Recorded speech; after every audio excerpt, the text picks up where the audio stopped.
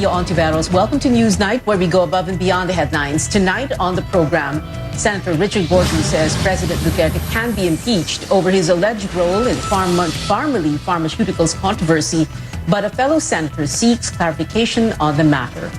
Less than 100 days before the May polls and pending disqualification cases against a presidential aspirant, the 7-member Commission on Elections will be reduced to 4 commissioners.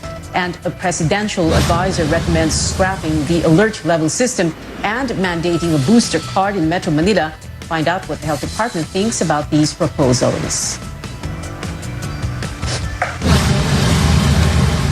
We begin with the Senate Blue Ribbon Committee's partial report on alleged anomalies in the purchase of pandemic response supplies.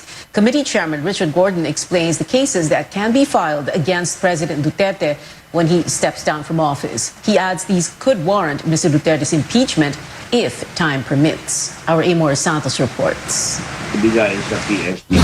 Senate Blue Ribbon Committee Chairman Richard Gordon gave a litany of charges that can be filed against President Duterte for his alleged role in the Pharmally controversy. According to Gordon, Duterte could be impeached for betrayal of public trust, but there's no time left. It's the last week of Congress. Sessions resume in May with a month left for the Duterte administration. The Ombudsman can conduct an investigation even of the President, and when he finds that there is grounds to file a case against him, he can file a case against not against any court, but in the Senate, in the lower house for impeachment. So there is no blanket rule that the President cannot be charged. He can be charged by the Ombudsman, but there is no more time. This is why, in a partial report released after 18 hearings, Gordon said charges must be considered against citizen Duterte. In a press conference, Gordon explained the chief executive can be held liable for inciting to sedition, for banning officials from facing the Senate probe, grave threat and coercion, and breach of official duty for his attacks against the Senate and the Commission on Audit, and negligence of duty for appointing a Chinese businessman as economic advisor. Michael Yang allegedly helped and financed tiny corporation Pharmally in its questionable supply deals with the government during the pandemic. Gordon urged the president to show some principle by moving for Yang's deportation. Despite their word war, the senator maintained he's not biased or fueled by his re-election bid. He also dismissed his House counterpart's claim that his report lacked evidence. He said he will submit the findings to the Justice Department and the Ombudsman and let them do their jobs. I've done my work, Chef. Let others do their work. And now others will do their work. Well, if everybody will join me in a class suit, fine. But I'm pretty sure we have very, very strong evidence beyond reasonable doubt. That's all I can say. Gordon added anyone can file complaints against President Duterte. Health Secretary Francisco Duque, former Procurement Service Head Lloyd Christopher Lau, Michael Yang, Pharmally executives, and others involved in the corruption scandal. I don't want the public to think that it is only the Department of Justice that can file. Any citizen can now file sa Ombudsman. You know, it's about time our people wake up and that they file the case. They can get the Blue Ribbon report. They can use us as consultants and they can file the case. I think some people will file. Amor Santos, CNN Philippines. Presidential aspirant and Senator Ping Lacson says the Senate may not be able to adopt the findings of the Blue Ribbon Committee. In an interview with Bombo Radio, Lacson explains that while the Senate leadership decided to extend its session until Thursday, he believes there is not enough time to discuss the committee report in the plenary. Although he has signed the report, Lacson wants more clarification. Pag-susuri ng aming mga kasamahan. Ako nakapirma na sa committee report pero nag-indicate ako na mag-interpellate ako. Kasi meron akong gustong mga liwanagin. Lalo doon sa yung parang may recommendation yata doon na kasuhan ang Pangulong Duterte ng betrayal of public trust. Malalim na usaping legal ito. Pati yung pagkakaso doon sa lahat ng mga personalidad. So dadaan talaga ito sa, sa matinding interpellation sa floor. Senator Manny Pacquiao says he fully supports the committee report without any reservations. The presidential hopeful also says all findings are true based on the series of hearings and that he trusts Committee Chairman Rich Gordon. Another presidential aspirant, Leody de Guzman, is calling on the Justice Department to immediately act on the Senate panel's recommendation. De Guzman says charges should be filed against all those accountable. Health Secretary Francisco Duque was a no-show at an event in Cebu City earlier today. Last night, he issued a statement saying if the Blue Ribbon Committee's report will be adopted, he will fully cooperate with the court's processes as they have, quote, nothing to hide. Malacanang, meanwhile, has no comment on the Senate panel's recommendations. In a television interview, acting presidential spokesperson Carla Nograles says it's difficult to talk about a partial report. Besides, he says Malacanang has no official copies so far. But Nograles notes the president has repeatedly told senators in his regular Talk to the People program to file charges against anyone. He adds the president is not protecting anyone.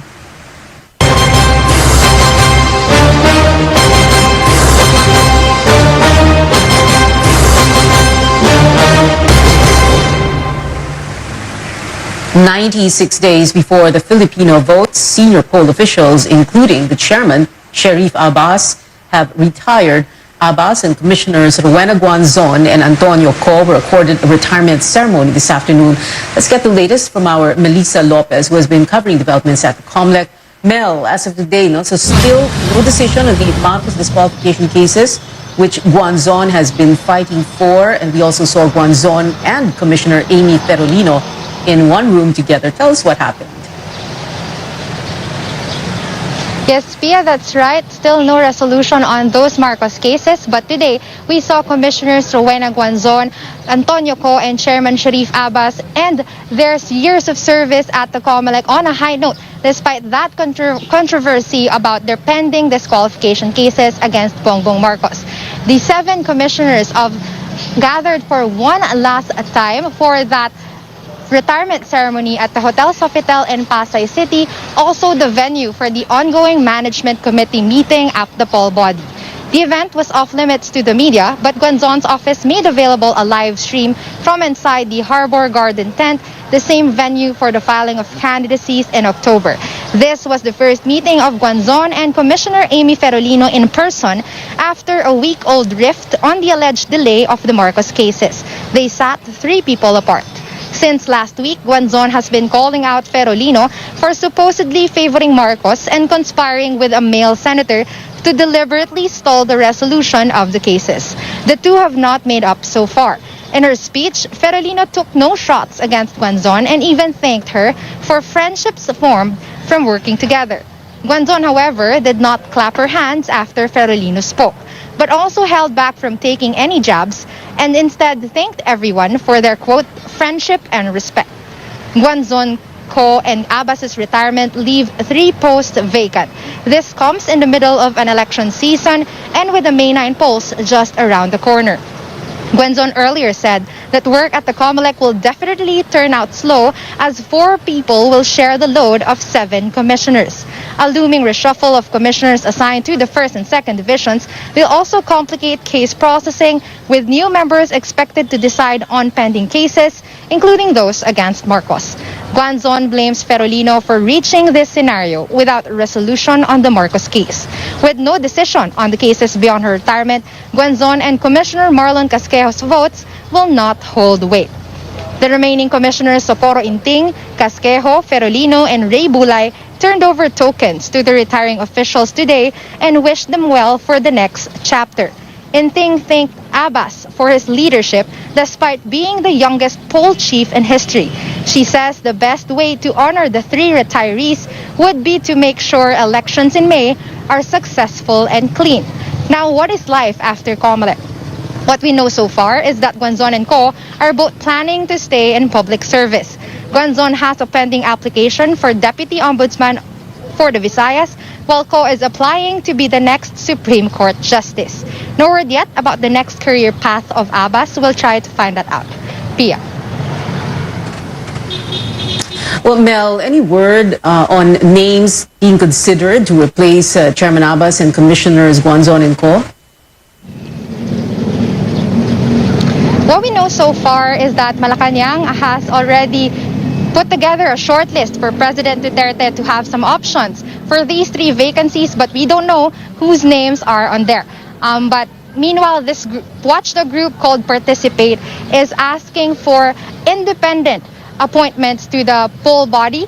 They say whoever President Duterte chooses to appoint should be independent. They should not be politically aligned or politically inclined, rather, and they should not come from his fraternity. Back to you, Pia. Mel Lopez reporting from COMEX headquarters. Head on Newsnight, health experts thumbed down a proposal to do away with alert levels in areas with high COVID vaccine coverage. And 7-time Super Bowl champion Tom Brady is retiring from the NFL at 44 years old. Details when we return.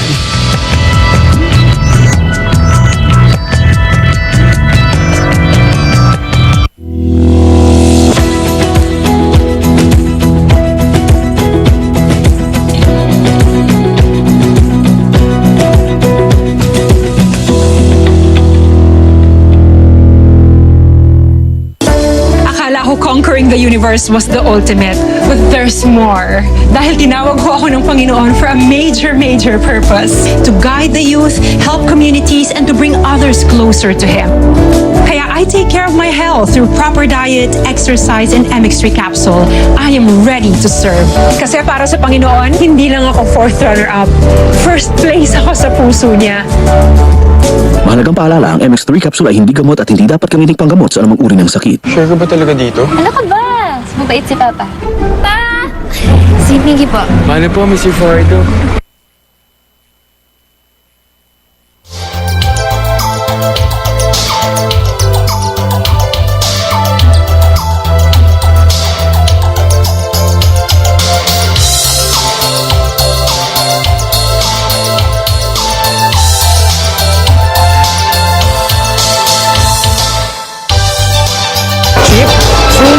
Joke lang. Sir, pwede na po ako. Thanks. Next time ulit. Miggy. Max Fun! Woo!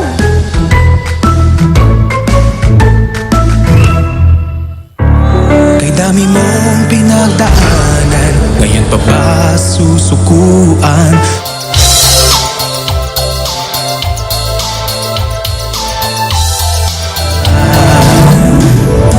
Sa bawat laban, hinebra tayo. At sa pag-ahon, hinebra tayo. Sa huling patak ng bagong tapang, pagsubok mo ay malalampasan. Sasama-sama huling patak, tumitindi ang bagong tapang. Hanggang sa huling patak. Para sa pangarap, para sa pamilya. Para sa bayan. Hanggang sa huling patak, para sa One Metro Nation.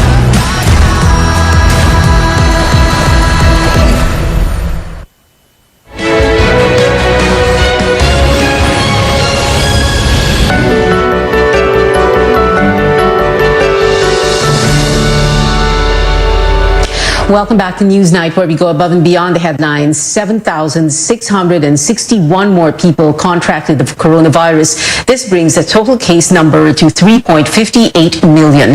Active infections dropped to over 160,000, excluding data from 2 laboratories. Another 43 patients died, nearly 23,400 recovered.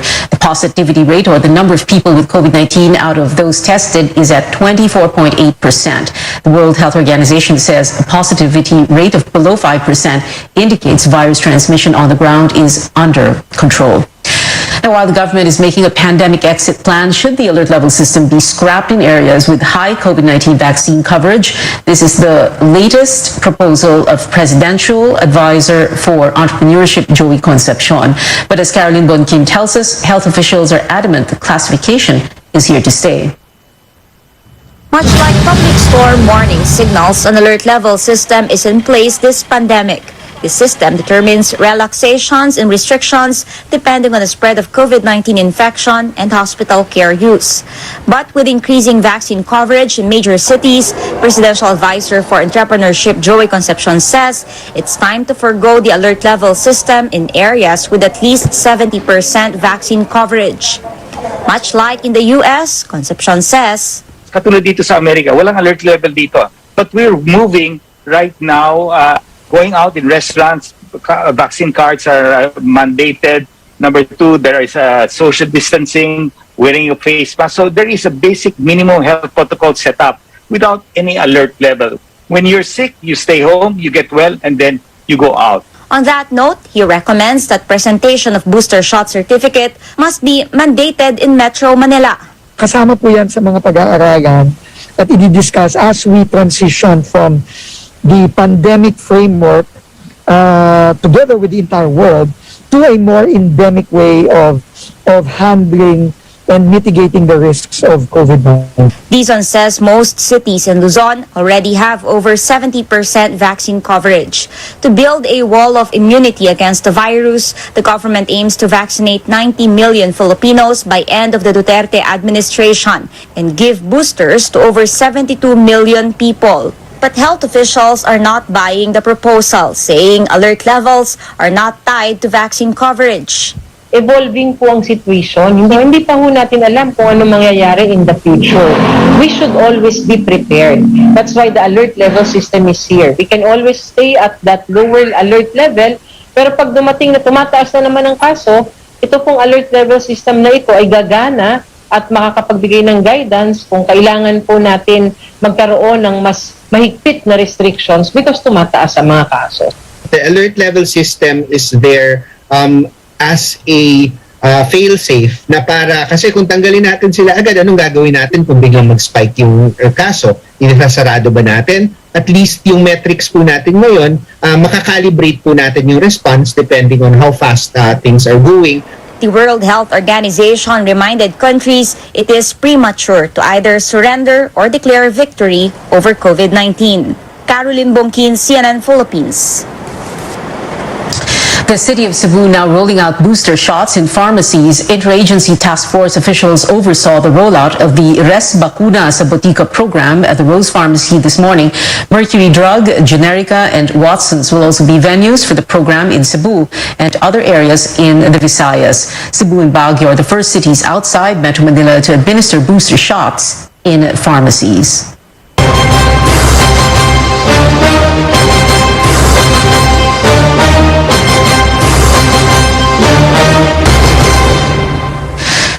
Preparations for the May 9 polls continue with just 3 months before voting day. This morning, COMELEC handed over the flash drives kept inside silver and black metal boxes to the Bangko Central for safekeeping. These contain the source codes that will run the May 9 automated polls. The BSP Vault has been the designated storage of the software codes since the shift to automated elections in 2010. This meant only the BSP can open that vault. So COMELEC cannot enter that without the BSP. But once you enter that vault, that particular compartment where the AAS source codes are stored can be opened only by COMELEC. And it would be the executive director who has that key. The key, that's a dual padlock, the key to that. And then you have a combination lock, which is also under the sole responsibility of the COMELEC. The flash drives will remain inside the BSP vault until 2028 unless pulled out by the poll body. An update on some presidential aspirants 96 days before the Filipino votes. Former Senator Bongbong Marcos denies his camp is secretly meeting with another vice presidential aspirant, Senate President Tito Soto. Now, this comes amid rumors Marcos's wife Liza is supporting Soto and not Davao City Mayor Sara Duterte. Marcos also rejected claims Liza sees his running mate as a threat in case their tandem wins the elections.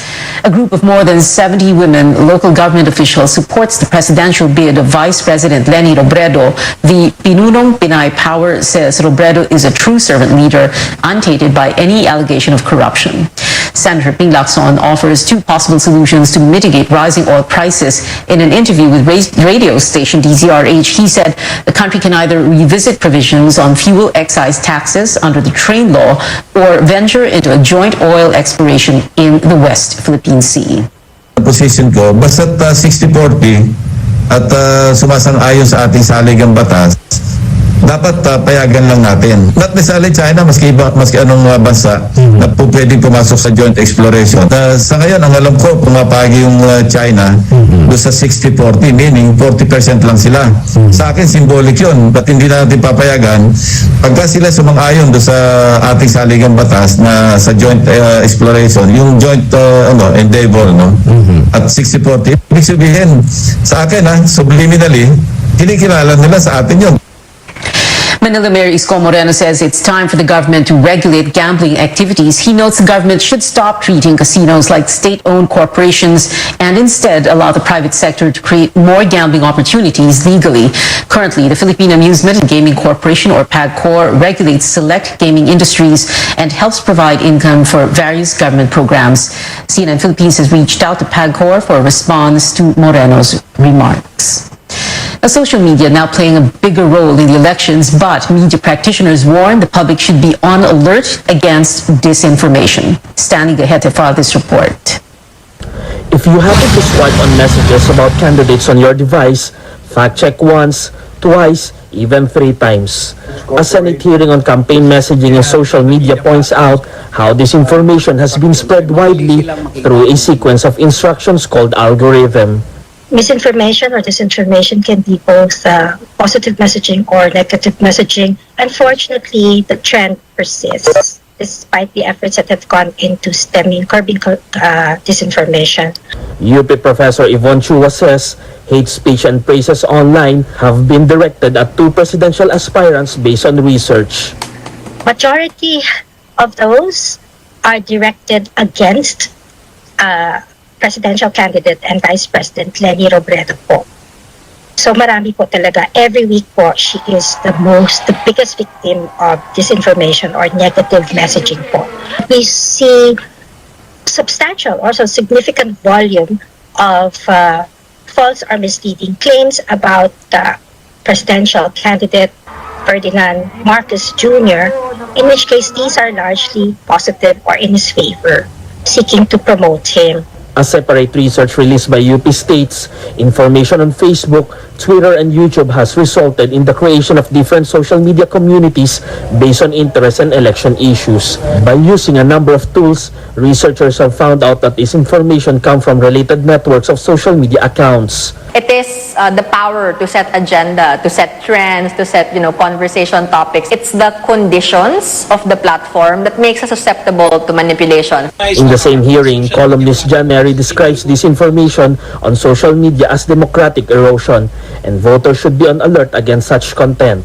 Scholars like Cheryl Ruth Soriano and Fatima Gao have discovered the virtual infinity of quote-unquote fake news and other forms of disinformation and so-called gray content may actually be classifiable into just a handful of messaging themes. Society as a whole, the government included, has a responsibility to minimize the harm that social media platforms enable or cause.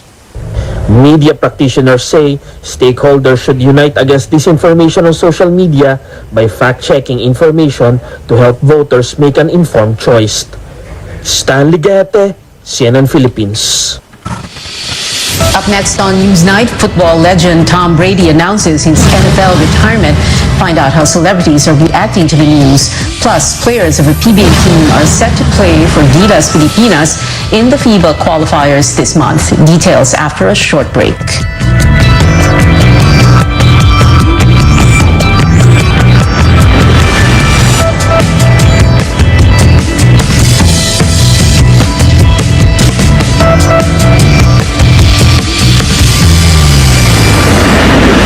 Sure ka ba talaga dito? Ano ka ba?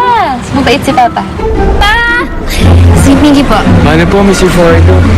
Please, call me sir. Aba, laki ng supermarket dito ah.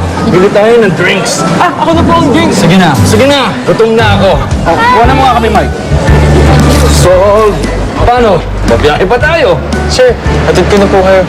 Central Hub yan. Develop na tong part ng Tarlac ah. Sir, sagot ko na po ito. Tingin mo sa akin. Cheap? Sir, hindi po. Joke lang. Sir, pwede na po ako. Thanks. Next time ulit. Miggy. That's fun! Woo!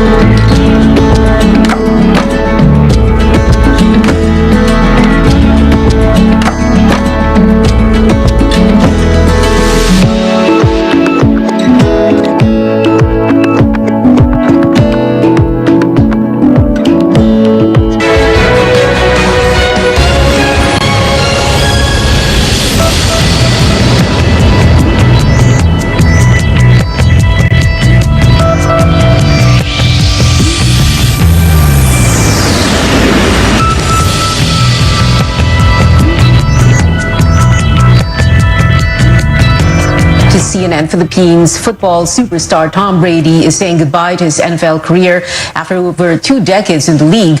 Following days of speculation, the 44-year-old quarterback announced his retirement on social media. It reads in part, quote, "I have loved my NFL career, and now it is time to focus my time and energy on other things that require my attention," unquote. Brady also thanked his team, his family, and his supporters, among them a number of celebrities who have gone online to congratulate Tom. Dwayne "The Rock" Johnson commented on Brady's post saying, quote, "Go enjoy the next chapter." NBA icons Stephen Curry and Shaquille O'Neal also reacting to the news, with Shaquille saying Tom should play for 1 more year. Former baseball player Alex Rodriguez left a comment calling Tom the GOAT, or the greatest of all time. And back here at home, we might see some players from reigning PBA Philippine Cup champion TNT Tropang Giga join the national men's basketball team this month to fill gaps in the Gilas pool. Coach Chot Reyes has requested to tap some Tropang Giga athletes for the February window of the FIBA World Cup qualifiers. Some Gilas players are unavailable because of activities abroad. Philippine Basketball Association Commissioner Willie Marshall says the league will adjust TNT's schedule in the Governor's Cup, so Gilas will have time to prepare for the qualifiers. The national team will face South Korea on February 24th, India on the 25th, and New Zealand on the 27th. And that is it for now. Join me again on news.ph at 7 p.m. I'm Pia Ontiveros for Newsnight, where we go above and beyond the headlines.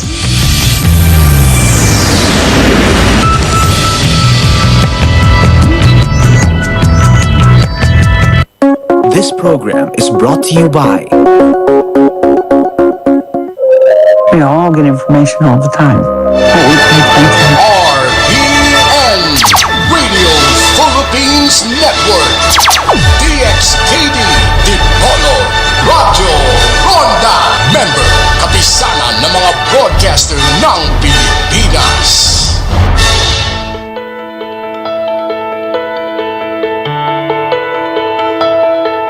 For many of us, we never really think much about our gallbladder, like we do our heart or the liver. But the gallbladder has a very important role in our digestive system. It's a relatively small organ located just under the liver. And there's a reason why these two organs sit next to each other. Think of them as the liver as some sort of a factory, while your gallbladder is like a warehouse. Now, the liver produces bile while the gallbladder stores and releases that bile to help break down mainly fats when you eat. You need bile to break down fats, which are actually one of the hardest parts of the food to digest. And when you break down the fats, you transform it into energy that the body can use. Today on the program, we'll talk about how to keep your gallbladder in good health to avoid the likelihood of problems such as inflammation and gallstones. I'm Dr. Freddy Gomez, and this is Med Talk Health Talk on CNN Philippines.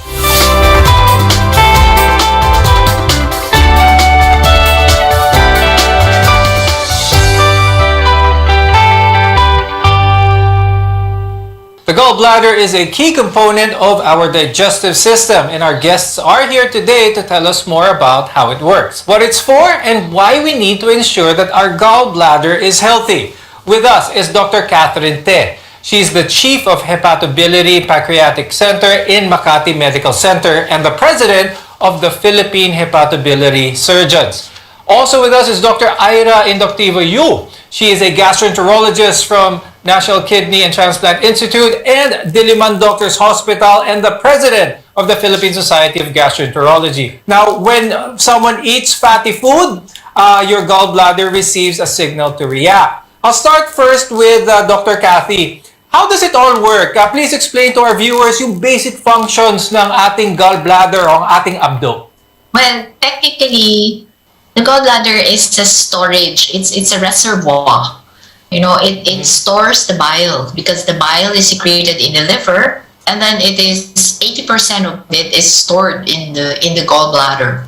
Once we eat, there is some signal that is sent to the gallbladder to stimulate it, and then it will send the bile or push the bile down into the biliary tract to bring the bile down to the intestines for digestion, to help in the digestive process. So technically, it's just a reservoir. But bile has other functions as well. Dr. Ira, let's talk about that next. Some of the other functions ng bile natin. The bile also facilitates digestion of other nutrients, and particularly when it comes to vitamins, it facilitates the digestion and absorption of fat-soluble vitamins like vitamin A, D, E, and K. Now, we keep hearing time and time again to eat healthy, and here are more reasons why. Because certain foods can actually protect and promote a healthy gallbladder. Dr. Cathy, pag-usapan naman natin, what are these gallbladder-friendly foods naman?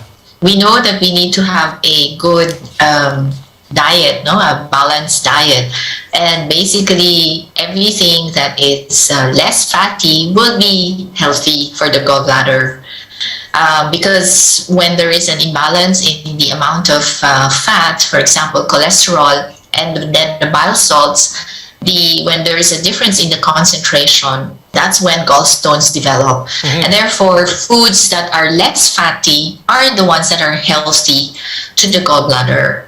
So that's in a general sense, no? Right. But there are some certain kinds of food, for example, fish, sardines, leafy vegetables, and these are very good food for the gallbladder. Now, when you look at the list that was shown to you, you can see a variety of protein and vitamin-rich food. And these are a mix of food items that can also make you enjoy your meals at the same time. Now, fruits and vegetables are especially full of nutrients as well as fiber. So incorporate these into your diet, not just to keep the gallbladder healthy, but they're good for the overall health of your body. Now, Dr. Ira, pag-usapan naman natin yung mga food items na pwedeng mag-increase ng likelihood ng mga problema sa gallbladder. So what are some of the foods that our viewers should avoid naman? Anything that is very high in fat, anything that is very high in oil, the processed foods, we should try to avoid them. Avoiding this type of food will decrease the likelihood for patients to have gallbladder stones or gallbladder sludge. And if it so happens that you already have the stones there, if you try to avoid, again, oily processed foods, there is now a decreased likelihood for you to have inflammation of your gallbladder. So stay away from them. Stay away from eating too much lechon and sisig, and try your vegetables and fruits. So even if there's a fiesta and the Christmas break is coming, try to control the urge to divulge too much, to indulge yourself too much on fatty foods. Ultimately, we want to avoid gallbladder problems such as gallstones or the inflammation of the gallbladder, and our food choices can make or break that situation. So how do we treat these various conditions? We'll find out when we return. So stay with us on MedTalk Health Talk, only here on CNN Philippines.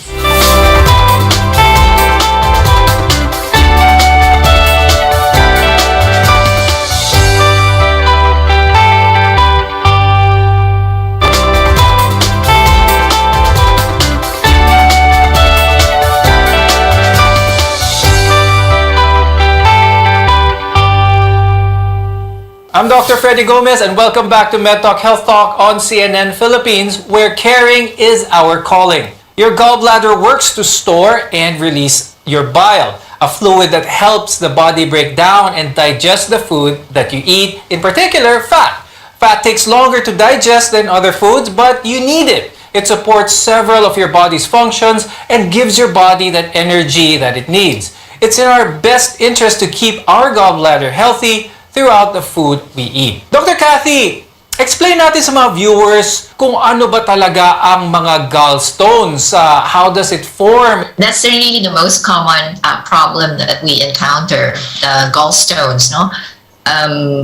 Basically, the bile has to maintain a certain balance in the concentration of the fats and the bile salts and water. So if there is a critical elevation of one component, for example, cholesterol, mataas ang level ng cholesterol, then the formation of cholesterol stones can happen in the gallbladder. Now, another thing that may disrupt this balance that Dr. Kathy mentioned is that of skipping meals. Dr. Ira, is the practice of skipping meals, can this increase the likelihood of one person developing gallstones? Yes, you're right. Apparently, it is. In fact, if you look at the literature, people engaging themselves on crash diets are at higher risk for developing gallstones. So even if this strategy is very effective for weight loss reduction, it has another side to it. And that's what we do not want. If you indulge yourself in too fast weight reduction, in too prolonged intermittent fasting, in the long run, you might end up with gallbladder sludge. Gallstones themselves are not necessarily the problem, and if they're not bothering you, most of the time, they don't need to be surgically removed, but they may not go away on their own. That's why I'd like to ask Dr. Ira, for those who may be concerned that they already have bile stones, is it proper for our viewers to probably, even though they don't feel any symptoms, to have a check with their doctor if they do have beginning gallstones? Is this something that they should be worried about? Yeah, definitely yes. Okay, anything that is not supposed to be in the body should be treated and should be seen by a doctor, and that would include your gallbladder stone. In fact, these stones, even if they are there, patients should be advised properly on how to prevent inflammation of the gallbladder and what to do if ever inflammation occurs. Now, there are certain patients that should be looked into more closely because these are patients that might develop more severe complications of gallbladder. And this basically would include the diabetic patients and the elderly patients, and even patients who are on chemotherapy or immunosuppressants because they have higher tendency for infection to set in. So these are the patients that we should be looking more intently. Now, Dr. Ira, you mentioned quite a few other comorbid conditions, ibang mga sakit like diabetes for one. Another question is, namamana ba itong mga gallbladder stones? There are some risk factors that have been identified that would increase the risk for gallbladder inflammation when a stone is present. And this would include, first and foremost, the age. Apparently, the older you get, the higher your tendency to have cholecystitis or gallbladder wall inflammation. And they usually ascribe it to an increase in biliary cholesterol secretion in the bile, and the fact that as you age also, unfortunately, the gallbladder emptying time is also lessened. So if you try to connect these two factors together, then there you go, you have a higher tendency for cholecystitis. Now, some also would say that if you had a prior history of a stroke or a cardio or a cerebrovascular disease, you have a higher tendency for cholecystitis. But the connection and the reasoning behind it, although not fully elucidated, is there. So I think these are the people that you should again intently monitor for signs and symptoms of gallbladder complications. Could you share with our viewers what are some of the usual warning signs that someone may have a gallbladder that needs immediate medical or surgical treatment for that matter? Unfortunately, most of our patients with gallbladder, they don't feel anything bad. In fact, a lot of them, they will just have it incidentally diagnosed during a general checkup. However, for those who develop symptoms, the usual complaint is bloatedness, or they have this heavy feeling in the tiyan nila, mabigat, makabag. Now, for some patients, they may have pain, colicky pain on and off for several months that they will just dismiss as just having peptic ulcer disease or gastritis. Now, for the more complicated scenarios, these patients could have persistent abdominal pain. They can have even jaundice. They can have inflammation of the pancreas. They can even have sepsis because of cholangitis. Okay. Now, where is the pain usually located? So naturally, if the gallbladder becomes inflamed, the pain is localized in the right upper quadrant or in the middle of the abdomen. These are the usual reasons why they go to the clinic. Okay, Dr. Ira, as a follow-up to that, if someone feels those symptoms already, does medical treatment have a role here, or is it most often than not a surgical case by this time? If the patient comes to you already with cholecystitis, the recommendation is admit, give antibiotics, and do the cholecystectomy, ideally within the same hospital admission. Okay. The best thing here is don't wait too long. So go see a doctor when you experience any of these problems. Don't set it aside or don't think it may go away on its own. So if surgery is the only option to treat this condition, what does life look like without a gallbladder? We'll discuss this after a short break. Your health is our mission here on MedTalk Health Talk. You're watching CNN Philippines.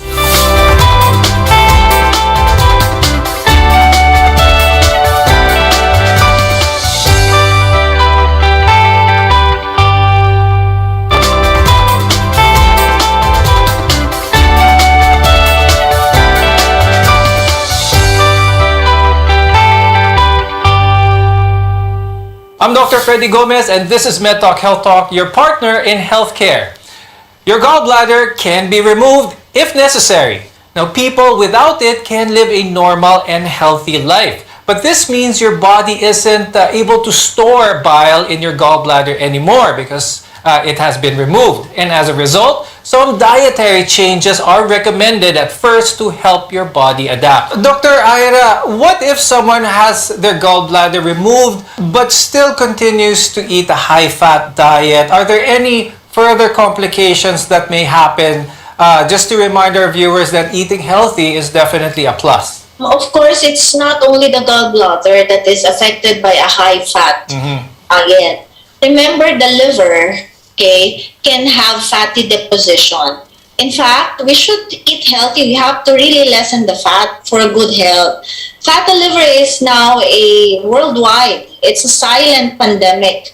And our notion before is it's just fatty liver. It will not kill me. But the problem is it's a progressive disease. And for all we know, we might end up with a lot of liver fibrosis or liver cirrhosis. So even if you do not have the gallbladder, even if you're not concerned with gallbladder stone because there's no gallbladder to begin with, you have to take care of your liver. You have to take care of your heart. And there's also such a thing as common bile duct stone. So I think you should eat healthy.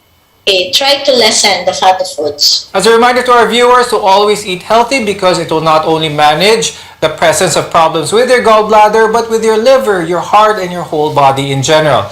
Now I'd like to ask Dr. Kathy, when it comes to problems with the gallbladder, ang problema lang ba ay stones or can infection and inflammation also be a cause for concern when it comes to our gallbladder? And when it comes to the stones, sa gallbladder lang ba sila nakikita? That's very important for our viewers to know because the stones can cause the infection. Now, sometimes there's also what we call as a calculus called cystitis, where there's no stone but there's infection in the gallbladder.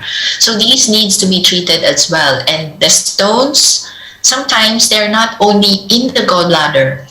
So if this migrates, the patient can turn jaundice. They will become yellow and they can develop fever. Ito yung tinatawag na cholangitis. So we don't want patients to develop cholangitis, which is infection within the biliary system. Now, before we go, I'd like to ask Dr. Ira, are there any tips that you could share with our viewers when it comes to not just gallbladder health, but liver health as well? Unfortunately, fatty liver is becoming one of the more common reasons now for liver cirrhosis. So we need to stop as early as possible, need to stop this bad habit of eating lots of fatty foods. Second, we need to regulate and avoid too much alcohol consumption. So if you can control your urge to drink alcohol, you have to control it right now. And then, of course, vaccinate. So we need to maximize the opportunity that we have to vaccinate ourselves and our family. We all need it. And then, of course, have your regular checkup. As physicians, we would like to see you in our clinic just for a good annual checkup. We don't like to see you with a very sick liver already. So please consult early. Dr. Kathy, is there anything you'd like to add? Any advice for the viewers before we go? Sometimes we do not take too much into account the diet of our children. And parang, oh, bata pa yan eh, pwede to, pwede to. But in reality, the healthy lifestyle should start while they're young so that they develop into a good habit. Maraming salamat, hepatobiliary surgeon Dr. Catherine Tay and gastroenterologist Dr. Ira Inductivo Yu for being with us today. We appreciate your time and insights very much. I'm Dr. Freddy Gomez and thank you for watching MedTalk Health Talk on CNN Philippines. We'll see you again next time. Stay safe.